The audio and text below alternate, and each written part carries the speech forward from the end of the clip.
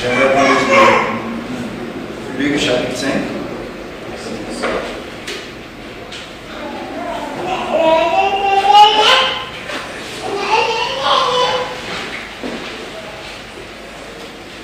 Chapitre 5, verset 1 à 10.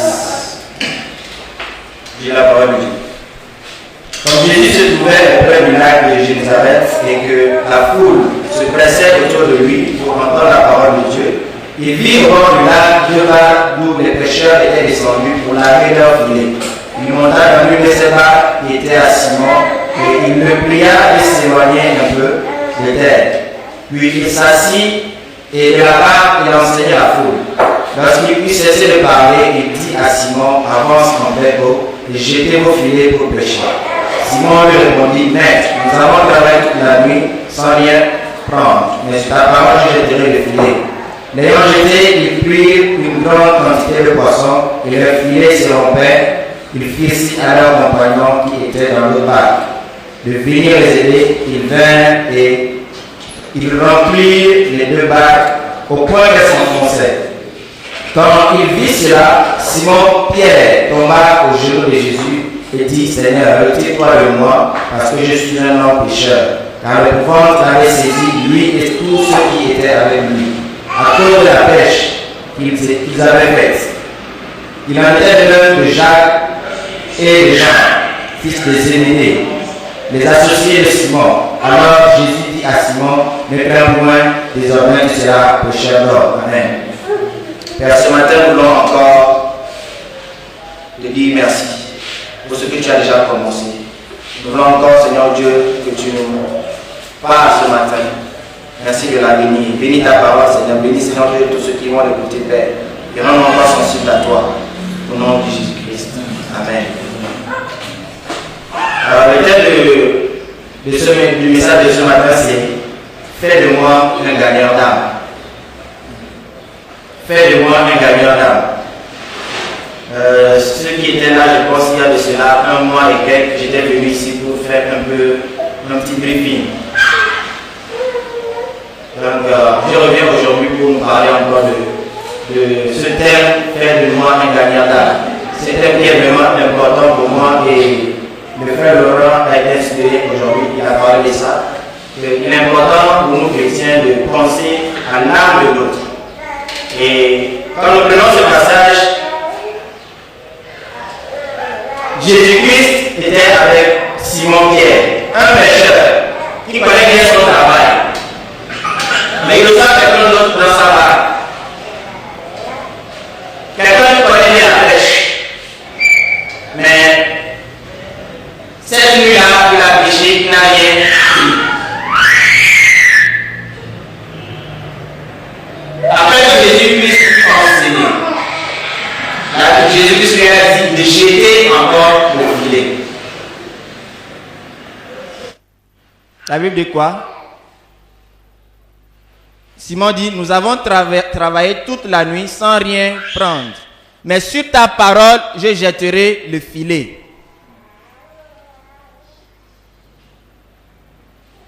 Donc Simon Pierre a cru quand même à ce que Jésus-Christ lui a dit. Sur ta parole, je jetterai le filet. L'ayant jeté, ils prirent une grande quantité de poissons et leur filet se rompait. Amen. J'aimerais dire par là, bien aimé, que Dieu sait là où se trouvent les âmes. Dieu sait là où se trouvent les âmes qui ont besoin d'entendre l'évangile. Et il faut que nous aussi, nous soyons également attentifs à la voix de Dieu pour savoir là où il veut nous envoyer à ce moment-là.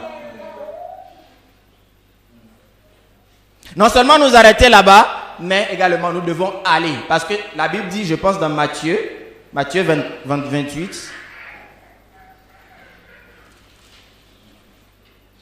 Matthieu 28, verset 18. Jésus s'étant approché, leur parla ainsi.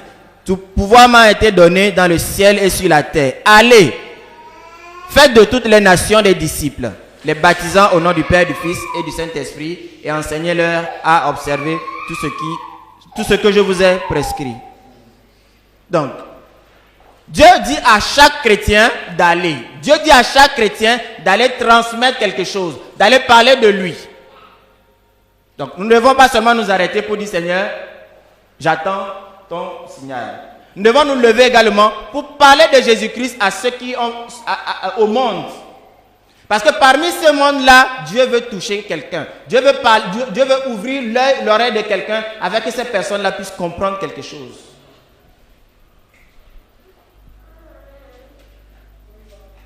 Jésus-Christ a dit allez à qui? Il dit allez aux disciples.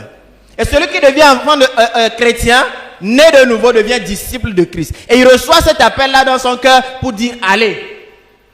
Donc le fait de prêcher la bonne nouvelle n'est pas seulement pour un pasteur, n'est pas seulement pour un docteur, n'est pas seulement pour un prophète, n'est pas seulement pour un évangéliste, pour un apôtre, mais c'est pour tout enfant de Dieu. Allez.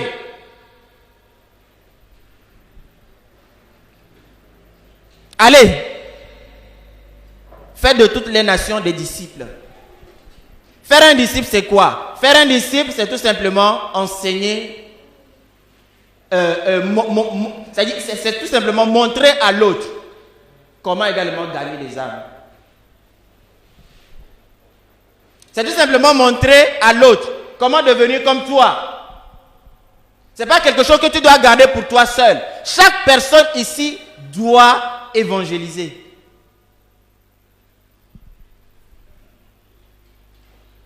Souvent, chaque fois nous venons ici, nous recevons la parole, Des fois, nous prenons notes. Et nous sommes remplis de bagages. Nous sommes remplis de messages dans nos cahiers. Mais ces choses-là, ça suffit largement pour que nous puissions sortir et parler de Jésus-Christ. Ou parler de lui, parler de son amour au monde. Car le monde a besoin de l'amour de Dieu. Nous avons parlé de quelque chose ce matin. Nous avons parlé de rejet. Nous avons touché beaucoup de choses. Mais c'est... Tant que nous n'annonçons pas Jésus-Christ à quelqu'un qui a besoin de restauration dans son cœur, la personne-là ne sera pas guérie. Mais il y a une seule personne, comme la sœur Dorothée nous a dit ce matin, il y a une seule personne qui est capable de faire cela, c'est Jésus-Christ. C'est lui que nous devons annoncer. Et l'évangélisation, c'est quoi? L'évangélisation, c'est venir en aide à une personne qui est en danger. Parce que si nous n'évangélisons pas, les âmes vont mourir.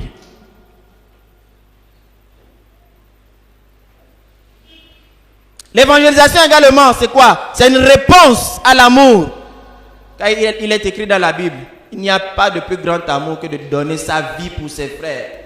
Ça veut dire quoi, bien-aimé? Si tu aimes ton prochain, si tu aimes ta famille, si tu aimes ton collègue, si tu aimes quelqu'un, bien-aimé, et que tu veux le voir dans l'au-delà, tu dois lui parler de Jésus-Christ. Tu dois lui parler de Jésus-Christ, car cette personne-là a besoin de Jésus-Christ pour être aussi délivré, restauré dans son cœur, pour être sauvé également.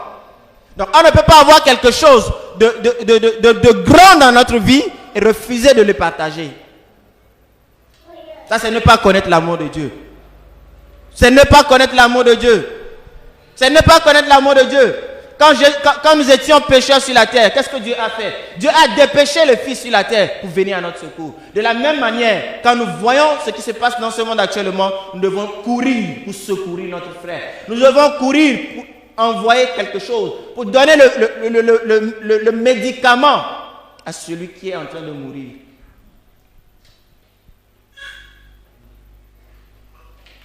Aujourd'hui, on ne veut plus évangéliser.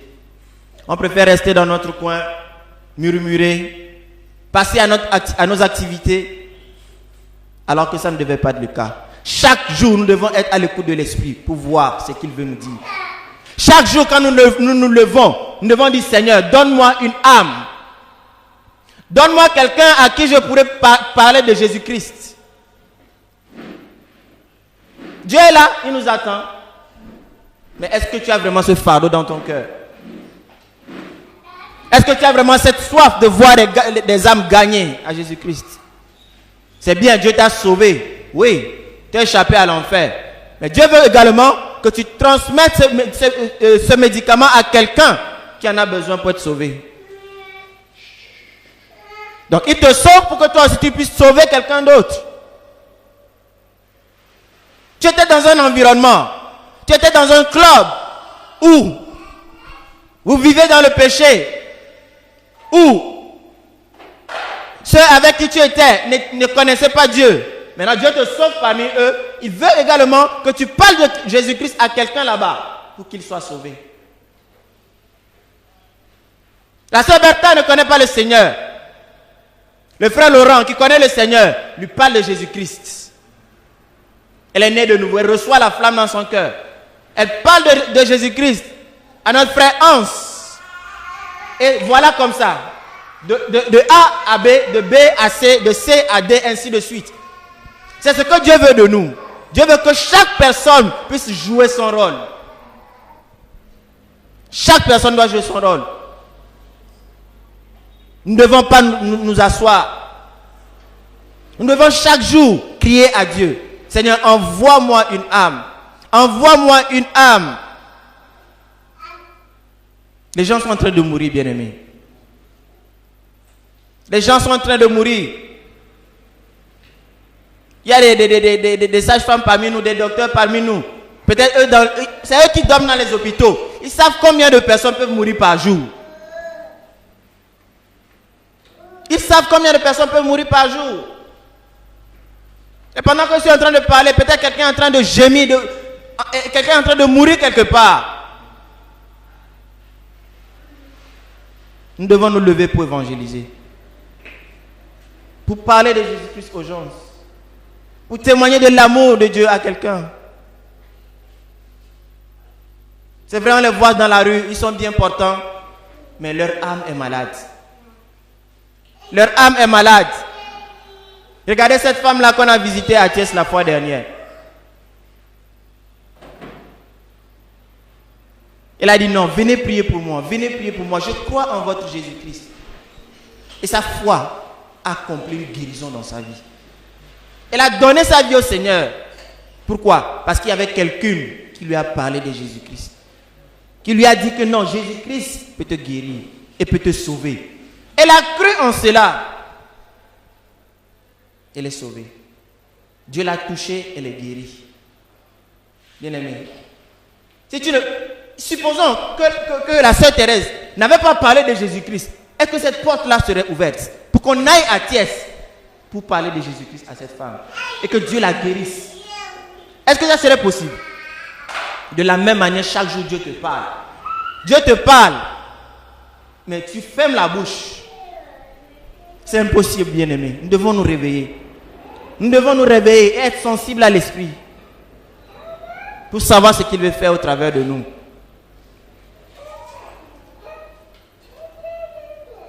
L'évangélisation, ça commence par quoi? Ça commence par une passion. Ça commence par une passion. Mon oncle, c'est vrai, il travaille, mais il aime également la pêche. Donc, chaque matin, il se lève pour aller à la pêche. Au bord de la mer. Très tôt le matin, il ramène des poissons à la maison. C'est parce qu'il a cette passion de la pêche qu'il sort tous les matins. Il ne craint rien. Il part pêcher. Et quand il ramène les poissons à la maison, il est content. Parce qu'il dit que ma famille va manger du poisson frais. De la même manière, c'est cela qui doit nous animer. C'est cela qui doit nous animer. Cette passion de gagner des âmes pour le Seigneur. Cette passion de voir une âme sauvée. Matthieu 5.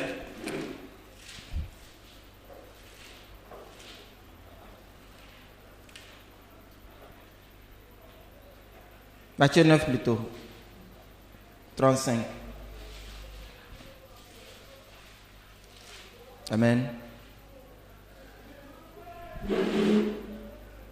Jésus parcourait toutes les villes et les villages, enseignant dans les synagogues, prêchant la bonne nouvelle du royaume, et guérissant toute maladie et toute infirmité. Voyant la foule, il fut ému de compassion pour elle, parce qu'elle était languissante et abattue, comme des brebis qui n'ont point de berger. Alors il dit à ses disciples, la moisson est grande, mais il y a peu d'ouvriers. La moisson est grande, mais il y a peu d'ouvriers. Dieu a déjà préparé et Dieu connaît déjà ceux qui sont prêts à recevoir cette parole dans leur cœur. Mais il attend quelqu'un qui veut se lever pour parler de Jésus-Christ au monde. Ah oui, il fut ému de compassion. Il y avait quelque chose dans le cœur de Dieu, quelque chose qui brûlait dans son cœur. Cette envie de voir ce peuple restauré, ce peuple guéri, ce peuple qui était languissant et abattu. Dieu voulait les sauver. Dieu voulait les secourir. Dieu voulait les guérir. Bien-aimé, quelle est la dernière fois que tu as fléchi genou devant Dieu pour crier à une âme? Quelle est la dernière fois que tu as fléchi genou pour prier jusqu'à ce que Dieu touche le cœur de quelqu'un pour que cette personne se convertisse? Posons-nous cette question ce matin. On n'a plus peur. On ne pense plus à ceux qui sont dans le monde. On pense qu'à nous seuls. Non, ça ne devait pas être le cas, bien-aimé. Ça ne devait pas être le cas. Nos familles ont besoin du salut de Dieu. Nos familles ont besoin du salut de Dieu. Et à cause de cela, nous devons, bien aimés, donner un bon témoignage dans nos familles. Comme ça, quand nous leur parlons de Jésus-Christ, ils pourront recevoir quelque chose. Dans notre marche chrétienne, comme nous avons dit cela ce matin, nous devons faire attention. Nous devons faire attention dans notre marche chrétienne pour ne pas être une occasion de chute pour quelqu'un. Parce que nos comportements parfois empêchent les gens de venir à Christ. L'évangélisation commence aussi par notre témoignage personnel. Si au service, les gens murmurent contre le directeur, les gens insultent, toi si tu fais partie de ces gens, qu'est-ce que tu vas leur communiquer? Si tu parles de Jésus-Christ à quelqu'un dans ton bureau, ouais, mais mon frère, c'est toi et moi la fois dernière qui avions insulté le directeur. Qu'est-ce que tu viens me dire aujourd'hui? C'est pourquoi nous devons bien aimer faire attention chaque fois quand nous sommes quelque part. Parce que les gens nous regardent, les gens écoutent nos paroles, les gens voient notre façon de marcher. Les gens regardent notre habillement. Supposons par exemple,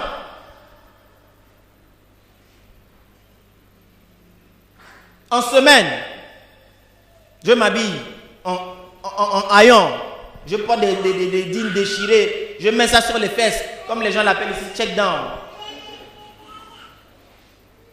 Et le dimanche, je viens me présenter ici. Et par hasard, quelqu'un qui m'a vu dans la rue est invité dans la salle aujourd'hui. Et je viens prêcher. Est-ce que je peux communiquer la vie à cette personne? Pourquoi? Parce qu'il ne voit aucun exemple de Christ dans ma vie. Ça veut dire que je suis un menteur.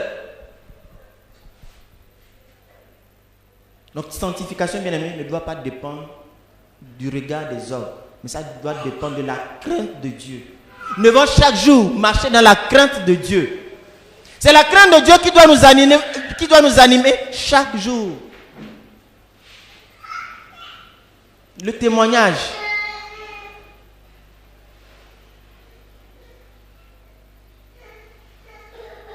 Les gens de nos familles, nos familles sont en train de mourir.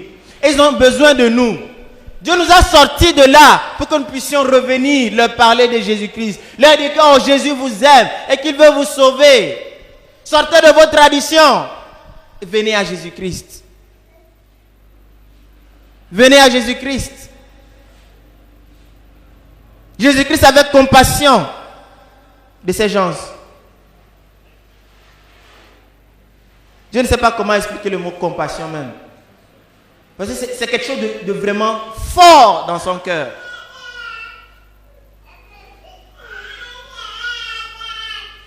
Quand Joël tombe des fois, je vois comment sa mère réagit.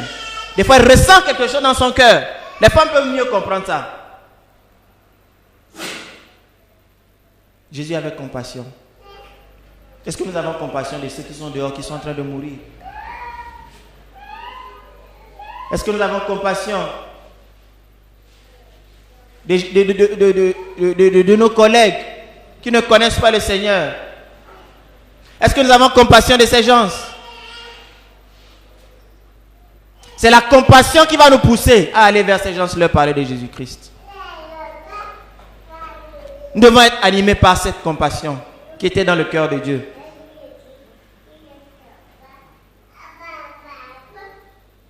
Nous devons être animés par cette compassion. Aujourd'hui, je suis devenu chrétien parce que des gens se sont agenouillés pour prier pour moi.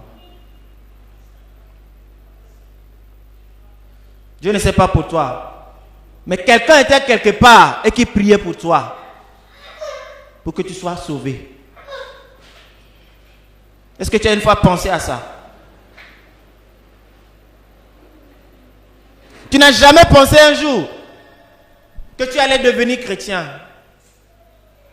Mais par la prière d'un frère, par la prière d'une sœur, Jésus-Christ a touché ton cœur.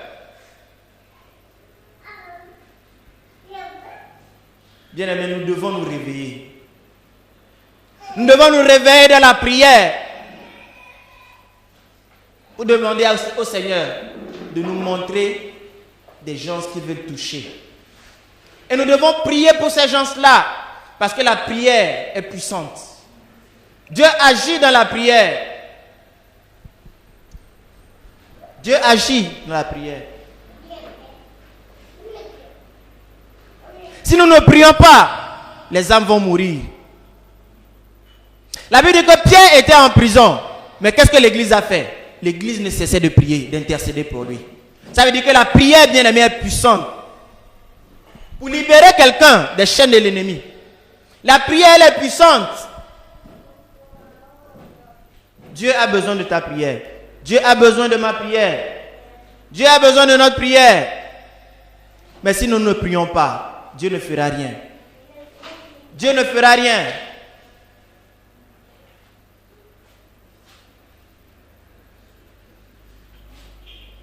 Je disais tout de suite que c'est l'amour qui a poussé Dieu à envoyer Jésus-Christ.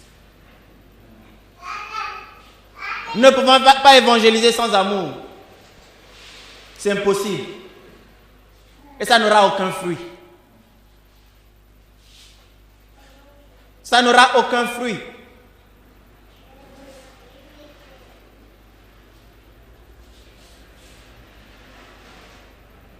Si nous manquons d'amour dans notre cœur, demandons à Dieu de nous donner son amour pour les âmes.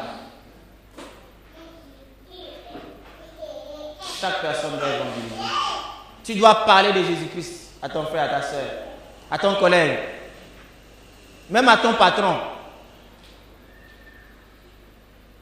Même à ton patron, tu ne dois pas avoir peur. Non. Moi, depuis que j'ai compris cela, je ne peux pas m'arrêter. Je ne peux pas m'arrêter. Depuis le lycée, si je te rencontre, bien aimé, je dois te dire quelque chose. Oh Jésus.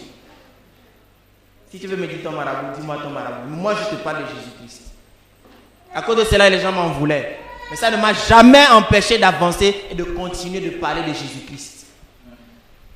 Rien ne doit nous empêcher de parler de Jésus-Christ.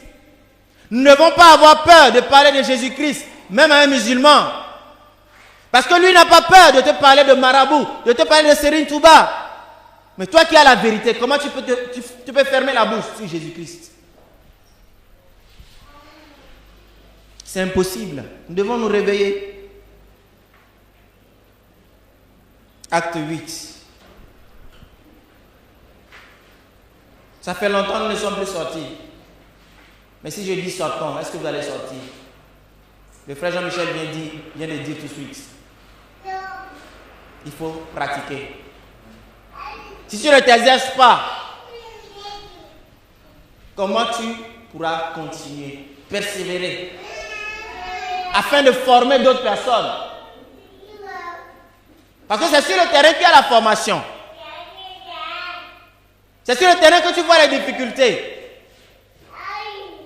Il faut que tu pratiques cela, que tu t'exerces.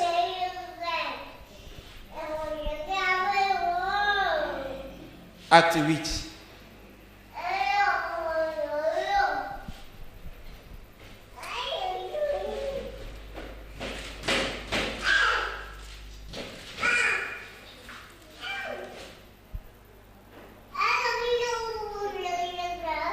Acte 8, verset 26. Là, ce passage nous parle du diacre Philippe et de l'eunuque éthiopien. Ce passage que nous connaissons tous. Si vous voulez, vous pouvez lire ça, je vais aller rapidement. Donc, l'eunuque éthiopien qui lisait un passage d'Isaïe, et l'Esprit a envoyé Philippe. L'Esprit a envoyé Philippe vers lui. Pendant qu'il était en train de lire le passage d'Isaïe, qui ne comprenait rien, l'Esprit envoie Philippe pour qu'il explique à l'eunuque ce qu'il est en train de lire. Qu'est-ce que je vais dire par là? Il y a quelqu'un qui est dans la confusion. Il y a quelqu'un qui veut comprendre. Il y a quelqu'un qui veut avoir la révélation de qui est Jésus-Christ.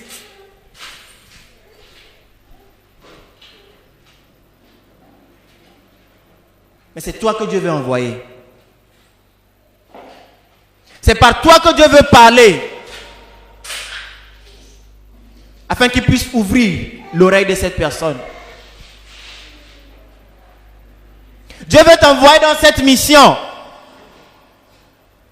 Parce que si nous lisons à la fin du passage, la Bible dit que dès qu'ils furent sortis de l'eau, l'Esprit du Seigneur enleva Philippe. Et l'eunuque ne le vit point. Il y a quelqu'un qui est quelque part dans le besoin et qui a besoin d'être éclairé. Dieu veut t'envoyer dans cette mission. Il veut que tu fasses son travail. Il veut que tu fasses son œuvre.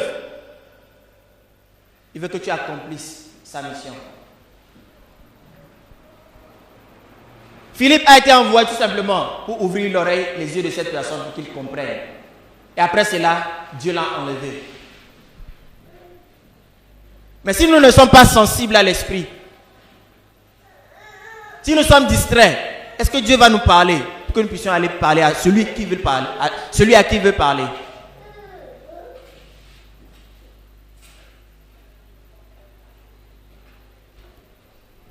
Ça serait impossible, bien-aimé. Ésaïe 55. 55, verset 11.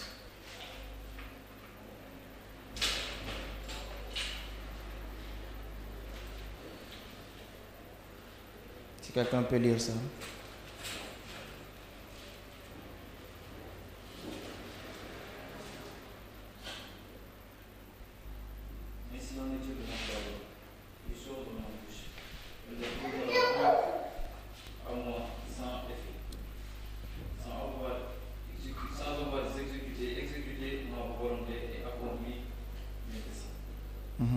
Continue jusqu'au verset 16.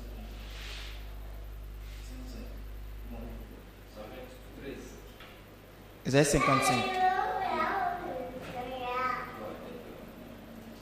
Ainsi, oui, et vous sortirez avec joie, et vous serez conduits en paix. Les montagnes et les collines éclateront dans la détresse de mon goût, et tous les arbres dans la campagne battront des mains. Au lieu des épines s'élèvera les cibles, au lieu de la ronce. Non,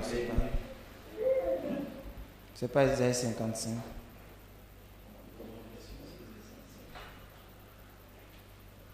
C'est pas le bon passage.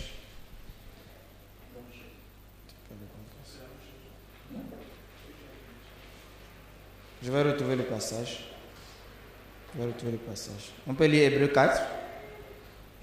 Hébreux 4.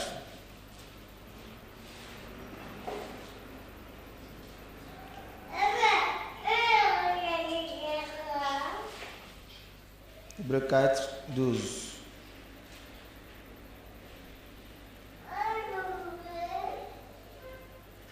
La parole de Dieu est vivante et efficace.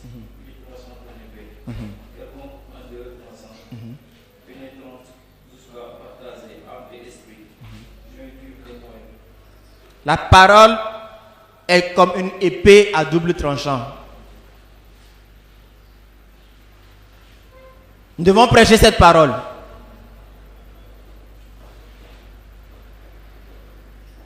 Car ce n'est pas cette parole que Dieu va toucher les cœurs. Mais qu'est-ce qui se passe quand nous parlons de Jésus-Christ? Le diable combat cette parole. Si nous n'évangélisons pas, Dieu ne pourra pas toucher les cœurs.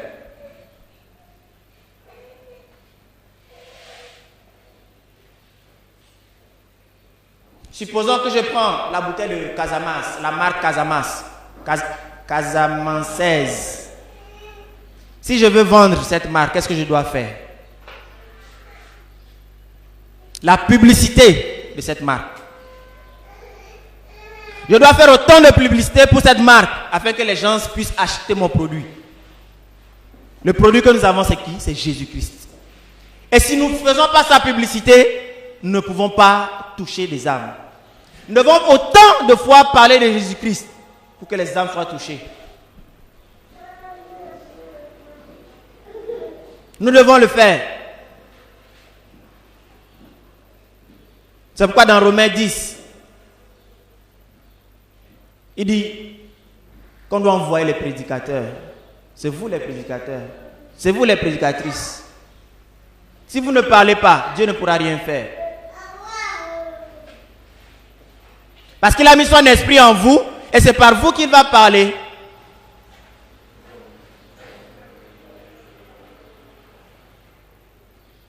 Mais il y a peu de gens qui veulent aujourd'hui parler de Jésus-Christ. On pense seulement que c'est pour les hommes de Dieu. Non. Tu as l'esprit de Dieu en toi. Et c'est par toi qu'il veut parler.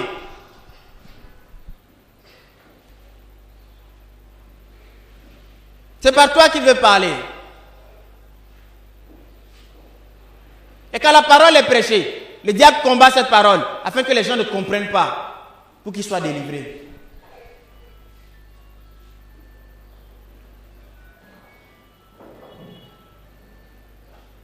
Quel message nous devons prêcher?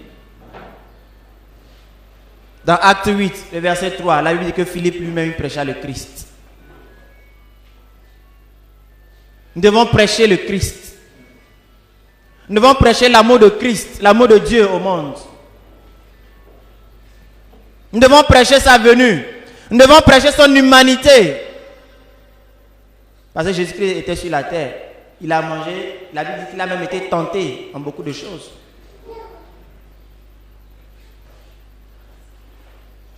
Nous devons prêcher son ministère terrestre qui était accompagné de signes, de miracles et de prodiges.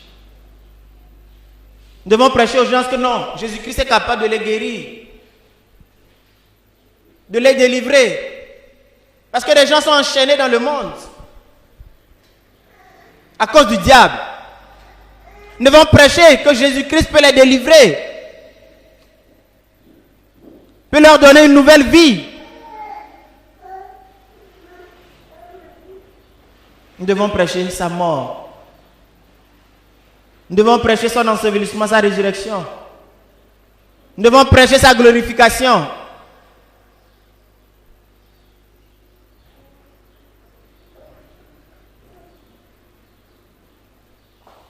Nous devons prêcher la repentance.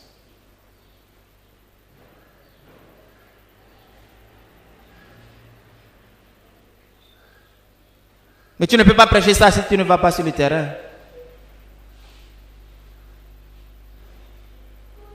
Tu dois te lever pour que Dieu t'utilise.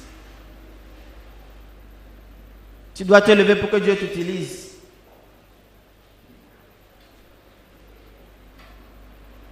Et quand on prêche l'évangile, je vois certaines personnes prêcher l'évangile, mais ils cachent les péchés. Ils refusent de citer les péchés. Nous devons indexer le péché. Nous devons indexer le péché. Nous devons toucher le point, je peux dire culminant, le point qui fait mal. Merci évangéliste. Nous devons toucher le point qui fait mal. Et dire que Jésus-Christ peut agir. C'est ce que nous devons prêcher. Et le problème, c'est parce que des fois, nous n'avons même pas confiance en nous-mêmes. Nous sommes dominés par la peur. Parfois, c'est le problème de langage. On est en face de quelqu'un qui ne comprend pas le Wolof, qui ne comprend pas le français.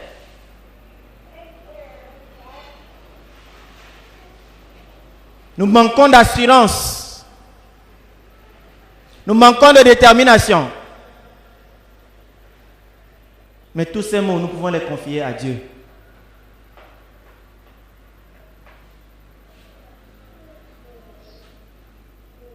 Parfois, c'est la honte. Oh, j'ai peur de parler à cette personne. Si je parle, elle va m'insulter. Mais je serai mal vu. Dieu a besoin de nous délivrer. Parce que c'est des choses que le diable utilise pour que tu ne parles pas.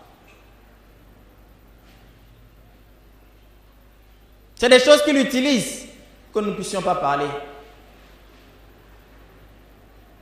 Mais nous devons savoir que lorsque nous évangélisons, nous ne sommes pas seuls. Nous sommes avec l'Esprit de Dieu. Et c'est lui qui parle au travers de nous. Donc si nous avons foi que c'est lui qui parle au travers de nous, il n'y a rien qui pourra nous empêcher de parler. Il n'y a rien qui pourra nous empêcher d'ouvrir la bouche. Parce que c'est l'Esprit de Dieu qui parlera au travers de toi.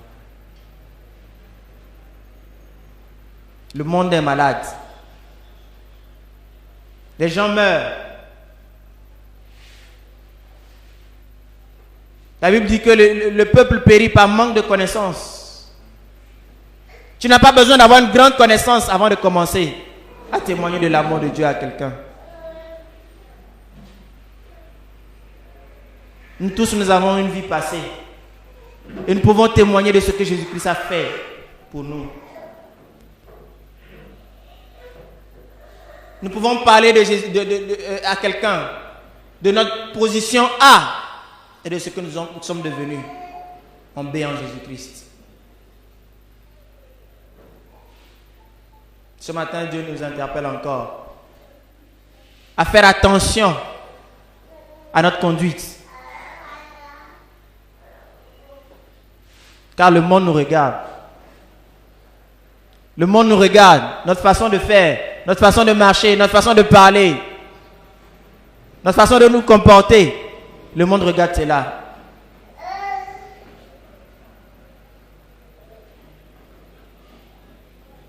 Nous devons être sensibles à l'Esprit pour voir ce qu'il veut faire au travers de nous.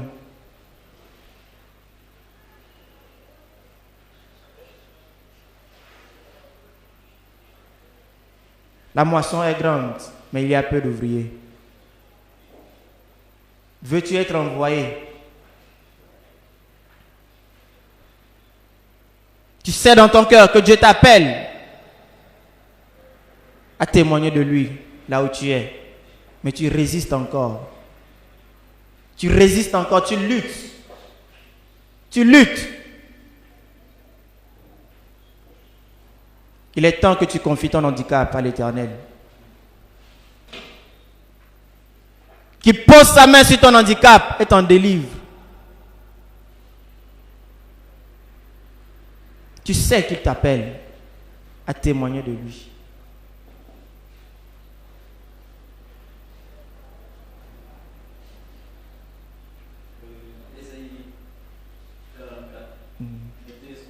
N'ayez pas peur, ne tremblez pas. Ne te laisse pas longtemps annoncer et déclarer que vous êtes mes témoins. Y a-t-il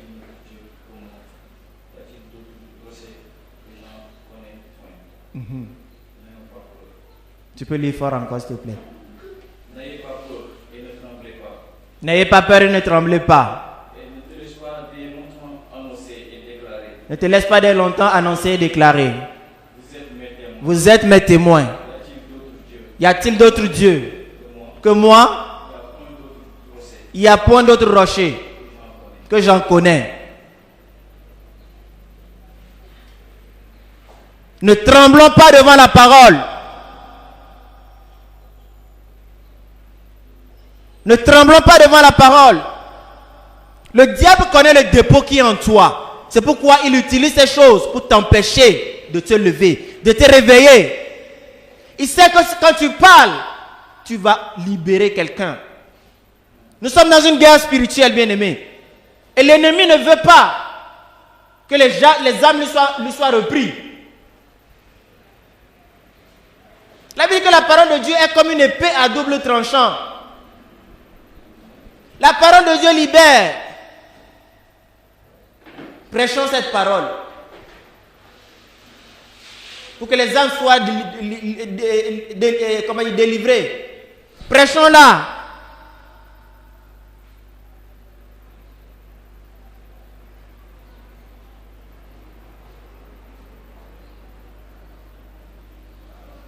Prêchons-la, bien-aimée.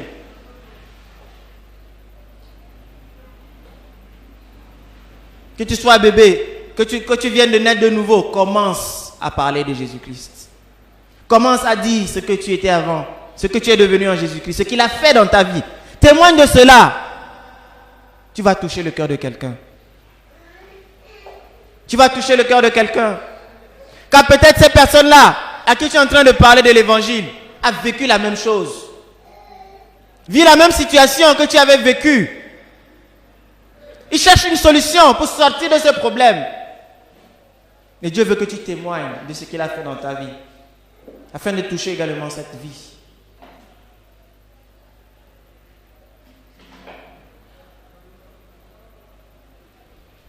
Que Dieu nous restaure ce matin. Et qu'il nous donne de voir l'urgence qu'il y a actuellement. Qu'il réveille notre esprit. Nous avons besoin d'être réveillés. Nous avons besoin d'être réveillés. C'est après que c'est quand les gens meurent que nous disions, ah, il est mort. RIP. Le RIP va faire quoi pour Dieu? Le RIP ne peut rien faire. Et toi qui me suis actuellement, si tu ne donnes pas ta vie à Jésus-Christ, il n'y a pas un retour à faire. Tu dois accepter Jésus-Christ de ton vivant afin d'être sauvé. C'est pourquoi moi, quand je vois ces choses sur le net, je ne réagis même pas. On parle de Jésus-Christ aux gens, ils refusent. Maintenant, quand la personne meurt, que son âme repose en paix. Son âme ne peut pas reposer en paix. Parce que la paix là, c'est Jésus-Christ dans ta vie. Et tu as besoin de Jésus-Christ. Mais si nous voulons également que les gens reçoivent la paix de Dieu, nous devons leur donner la paix de Dieu.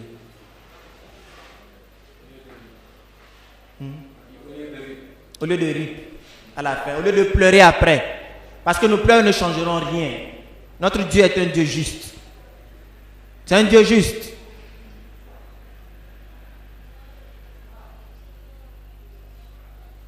Qui veut aller? Qui veut aller?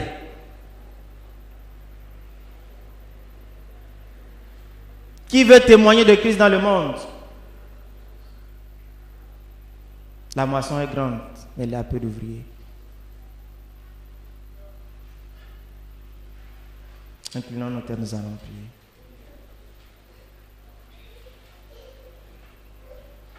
Père, ce matin, tu nous parles encore. Seigneur, tu sauves afin que nous puissions, Seigneur Dieu, sauver d'autres personnes. Sinon, tu allais, Seigneur Dieu, depuis longtemps nous reprendre. Mais tu nous laisses, Seigneur, dans ce monde, afin que nous puissions témoigner de toi. Afin que nous puissions, Seigneur, communiquer, Seigneur, la vie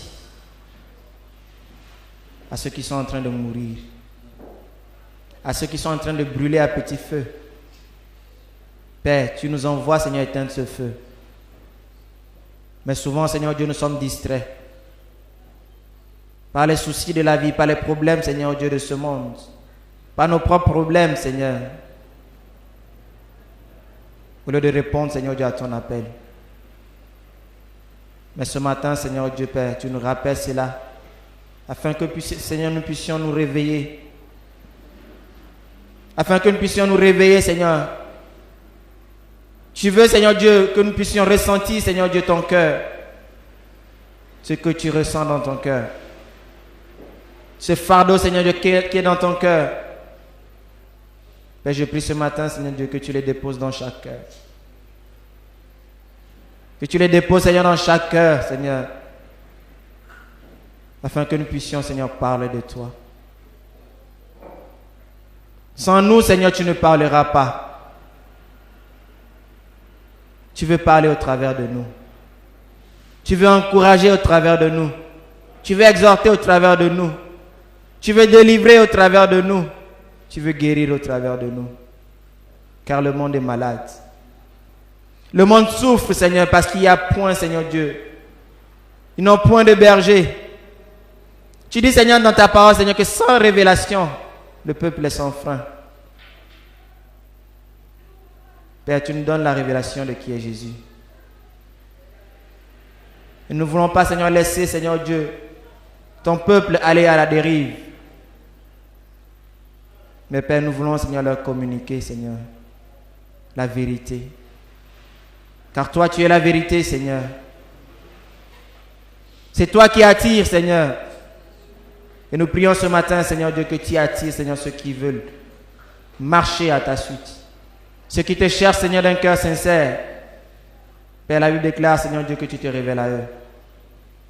Je prie, Seigneur, ce matin, que tu te révèles à quelqu'un, Seigneur Dieu, qui a soif de toi.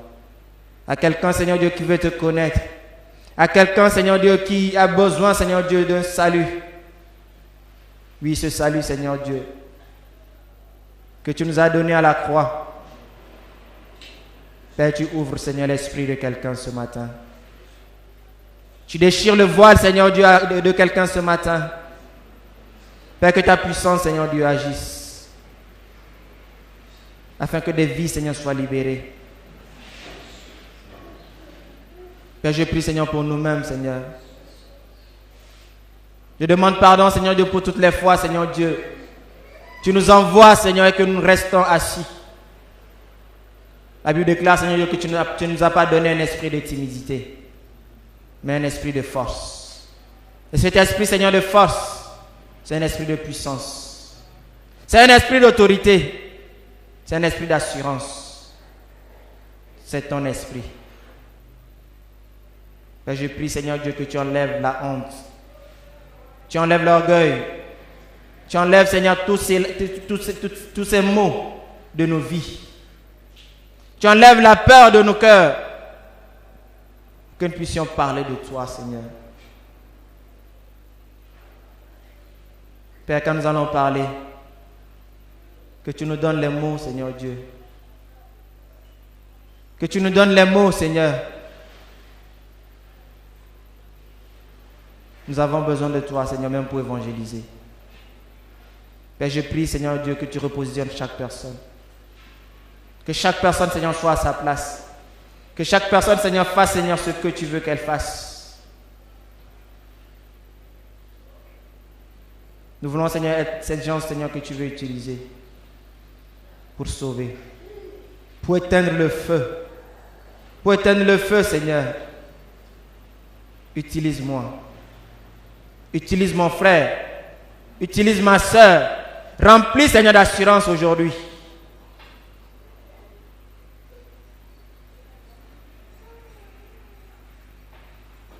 Oui, Seigneur, nous avons besoin de toi. Nous ne voulons pas, Seigneur, voir, Seigneur Dieu, les gens aller en enfer, alors que, Seigneur, nous avons la solution.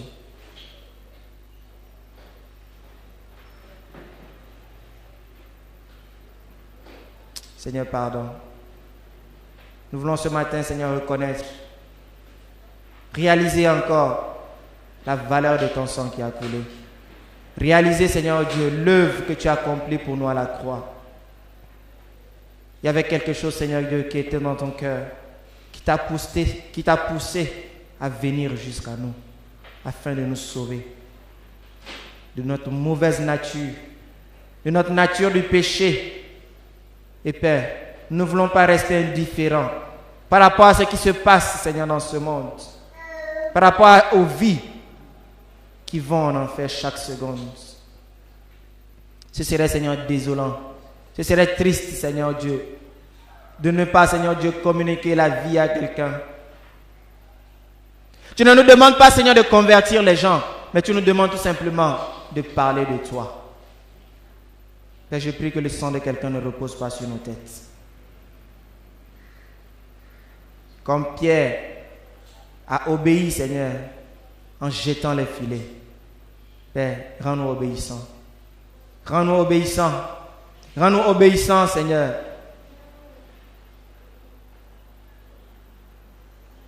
Merci, Seigneur, ce matin, de nous parler. Que ta parole, Seigneur Dieu, continue, Seigneur Dieu, de nous interpeller, Seigneur, aujourd'hui, afin que nous puissions nous réveiller. Nous te bénissons, Seigneur. Rends-nous capables. Rends-nous capables. Rends-nous capables. Rends-nous forts. Rends-nous persévérants.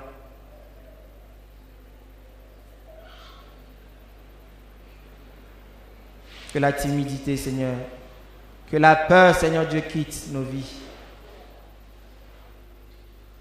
Mais que ton esprit nous rend forts.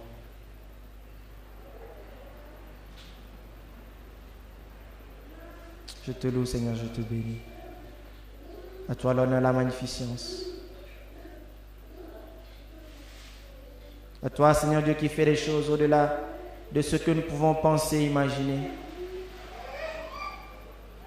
À quelqu'un qui doute, Seigneur Père, tu remplis d'assurance. Tu remplis d'assurance. Paul va dire, priez pour moi afin que quand j'ouvre la bouche, qu'il me soit donné d'annoncer l'évangile de Jésus-Christ. Père, je prie, Seigneur Dieu, pour quelqu'un qui veut évangéliser, qui veut parler de toi, mais qui a peur, Seigneur, qui est réticent, qui est réticente. Père, quand il va parler, quand il va ouvrir la bouche, quand elle va ouvrir la bouche, que ce soit toi, Seigneur Dieu, qui le remplit et qui parle au travers de lui ou d'elle. Merci de le faire. Merci, Seigneur, d'accompagner, oh Dieu, Père, ton Église de tes promesses. De tes promesses. De tes promesses. De tes promesses, Seigneur, c'est quoi? Tes promesses. Marc 16.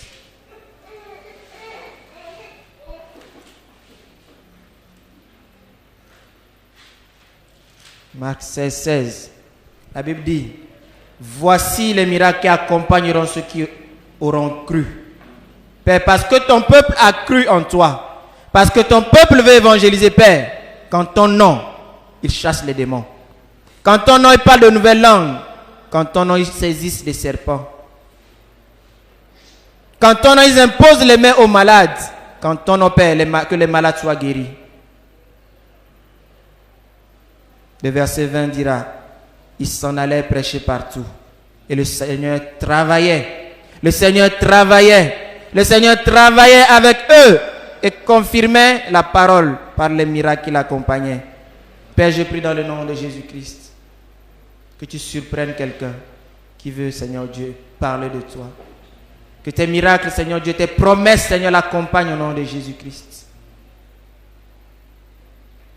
Car, Seigneur Dieu, tu dis, Seigneur Dieu, que tu travaillais, Seigneur, avec ceux qui allaient. Père, nous voulons que tu travailles avec nous, Seigneur. Travaille avec moi.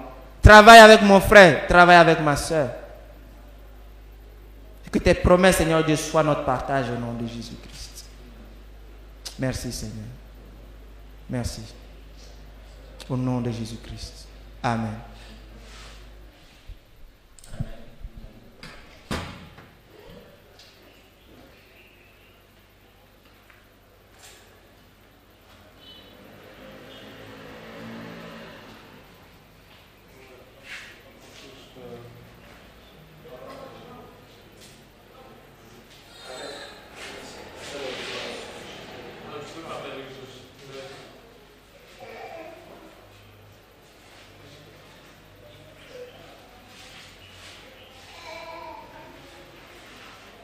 m'accorder quelques mots. Le Seigneur doit élever. Il doit abandonner. Parce qu'il dit au bord du lac 2 barques où les pécheurs étaient descendus pour laver leurs pieds. Quand ces amis abandonnent. Le Seigneur vous voit courir tout en chacun pauvre et découragé. Il sait que vous voulez aller évangéliser. Il le sait. Il voit l'état de votre cœur. C'est pourquoi je vais vous parler à tout un chacun. Il n'attend pas, il sait que vous voulez. C'est pour ça qu'il monte dans la barque de vos eaux. Parce qu'il dit qu'il monte dans l'une de ces barques. Il y avait 2 barques. Il y avait la foule qui s'intéressait autour de lui. Il n'a pas vu la foule, mais il a vu le cœur de Simon. Il est monté dans la barque de Simon. Aujourd'hui, Jésus veut monter dans la barque de votre vie. Amen. Maintenant, si vous lui permettez, il va monter dans cette barque aujourd'hui même. Il dit aussi, il lui pria de s'éloigner un peu de terre. Cette terre, c'est ce qui est physique. C'est parfois ce qui nous retient à aller faire la volonté de notre Père. C'est la chair qui parle en nous plus fort que la voix de l'Éternel. Donc il nous dit de nous éloigner un peu de cette chair, un peu du monde, un peu de ce qui est physique et qui nous retient encore captifs. Est-ce qu'on est prêt à nous éloigner? Chacun connaît son cœur. Moi, je connais ce qui me retient. Donc aujourd'hui, je vais m'éloigner un peu. Amen. Il ne dit même pas beaucoup, il dit un peu. Puis il s'assit. Quand je m'assois, c'est que j'ai fini avec tout ce que j'ai à faire. Quand je m'assois, c'est pour me reposer, c'est la position du repos, la position que tout est accompli, tout est fini. Il veut s'asseoir aujourd'hui dans votre vie. Est-ce que vous lui permettez? Il veut s'asseoir parce qu'il s'assit et il enseigna. Il veut déposer quelque chose dans votre vie parce que vous n'allez pas aller évangéliser. Un tonneau vide ne donne rien.